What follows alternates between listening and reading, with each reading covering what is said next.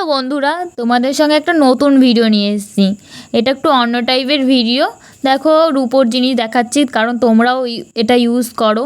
তো অনেক দিন ব্যবহার করার পরে তোমাদের রূপোটা কালো কালো হয়ে যায়, তারপর তোমরা রূপোর দোকানে দাও পরিষ্কার করার জন্য। তা আমি একটা ঘরোয়া উপকরণ নিয়েছি, যেটা তোমাদের অনেক অনেক উপকার হবে।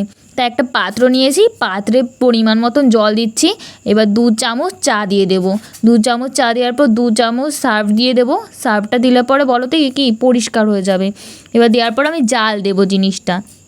দেখো, সব কিছু দিয়ে দিচ্ছি ওর মধ্যে, দিয়ে এখন গ্যাসে দেবো, গ্যাসে দিয়ে জাল দেবো। এবার তোমরা উনুনে করলেও করতে পারো, ঠিক আছে।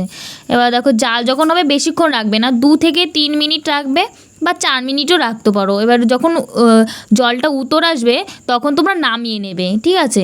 নামানোর পরে তারপরে একটু হালকা ঠান্ডা হবে, দিয়ে ব্রাশ দিয়ে ভালো করে পরিষ্কার করবে। আর খুবই গরম, তোমরা সাবধানে করবা, নাহলে হাতে খুব গরম লাগবে।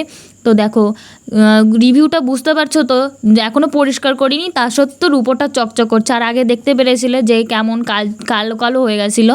তো এখন পরিষ্কার করছি ব্রাশ দিয়ে।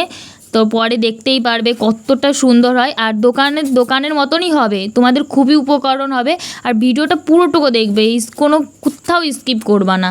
দেখো, সব কিছু ধুয়ে ফেলেছি, অত কিছু তো ধুয়ে দেখানো যায় না। তো জলে ধুয়ে নিলাম, ঠান্ডা জলে পরিষ্কার করার পরে ঠান্ডা জলে ধুয়ে নেবে। দেখতেই পারছো কতটা চকচক করছে আগের থেকে।